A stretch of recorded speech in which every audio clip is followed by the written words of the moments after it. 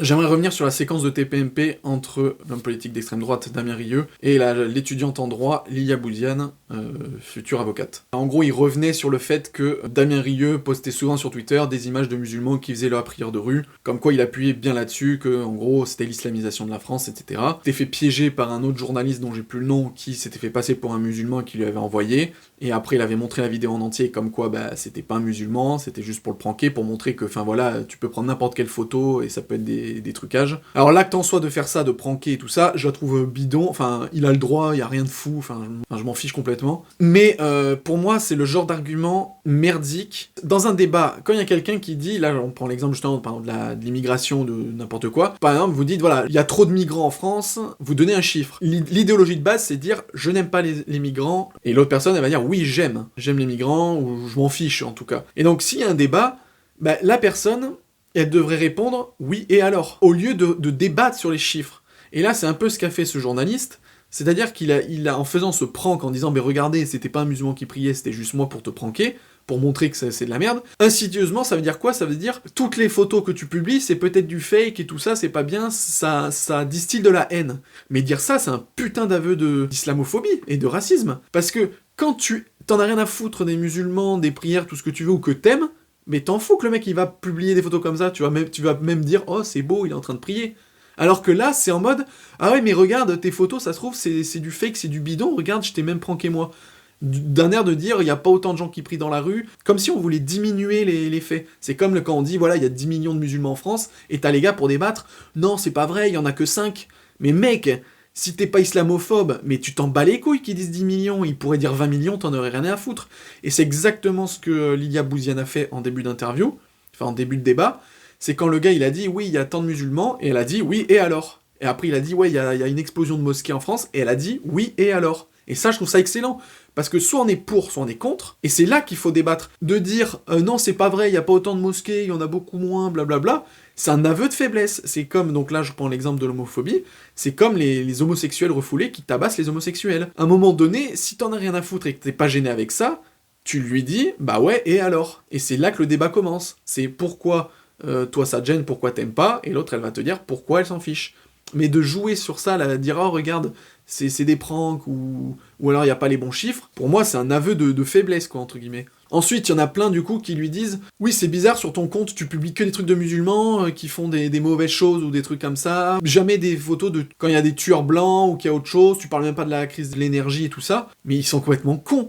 Lui, c'est un homme politique, donc il a une idéologie politique, et il a un combat politique. Son combat, c'est justement l'immigration et l'islam en France, l'islamisation de la France.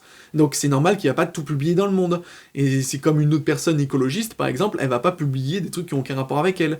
Donc là, c'est débile de lui faire ce procès-là. Lui, il est concentré là-dedans, c'est normal qu'il montre des choses qui le concernent, et qui le dérangent. Et puis j'ai envie de dire, la question principale des Français pendant les élections présidentielles, je crois qu'elle avait peut-être le pouvoir d'achat en numéro 1, mais juste après, c'était l'immigration. Donc c'est bien une chose qui préoccupe les Français. Sauf que eux, dans leur cercle bobo, qui sont déconnectés du monde et qui vivent entre eux, qui ont toutes les pensées philosophiques humanistes du monde, bien sûr pour eux, oh là là, c'est mal de dire que l'immigration c'est pas bien, ou que c'est gênant. Mais bizarrement, la majorité du peuple français est concernée par ça. Il y en a même qui veulent lui faire fermer son compte Twitter, sous prétexte que justement il véhicule la haine, alors que ce qu'il véhicule, c'est juste des faits et des images.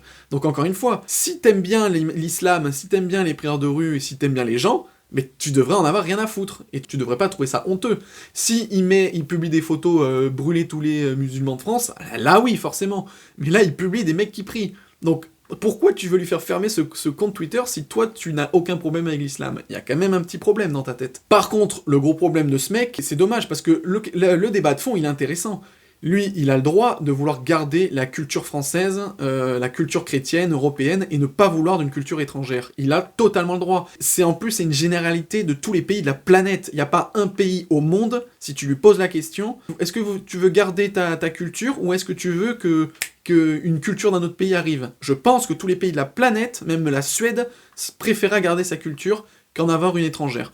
Donc c'est pour ça que ces débats, c'est de la merde. On dit pas que les gens, ils détestent les individus, qu'ils détestent les étrangers. C'est juste qu'à un moment donné, ils veulent rester dans une cohérence culturelle de ce qu'ils ont toujours vécu depuis qu'ils sont nés. En fait, ce qui est biaisé, c'est que dans les médias, comme encore une fois ils sont tous déconnectés et qu'ils s'en battent les couilles et qu'ils pensent que abstraction humaniste, ils véhiculent ce genre de trucs et ils te font culpabiliser de penser comme ça, comme l'extrême droite, alors qu'en fait c'est ce que pense la majorité des gens. Pas dans un degré de haine et de racisme, mais juste que merde, on a envie de rester chez nous. Et j'ai encore une fois, tous les pays de la planète penseront pareil. Mais là où la limite s'arrête avec ce mec-là, c'est que lui par contre, il met tout à égalité, c'est-à-dire qu'il met l'islam, l'immigration, le terrorisme avec. Donc là, ouais, voilà, c'est dommage, parce que tous les gens qui peuvent comprendre ce mec-là, Damien Rieu, et être avec lui, quand t'entends qu'en fait le mec là sur le coup, je suis quasiment sûr qu'il est raciste et qu'il est islamophobe, parce que justement il met tout sur le même pied d'égalité. Et là oui, c'est complètement stupide, parce que effectivement l'immense majorité n'est pas terroriste ou n'est pas délinquant. Le problème vient de là, du monde arabo-musulman, mais tu ne peux pas tout mettre sur le même pied d'égalité. Enfin pour terminer, il y en a qui lui reprochaient, dont Delormeau vu qu'il était plus concerné, le fait que cette Lilia Bouziane avait liké une citation d'un mec qui aurait eu des propos homophobes, qui incitait à brûler ou tuer les homosexuels.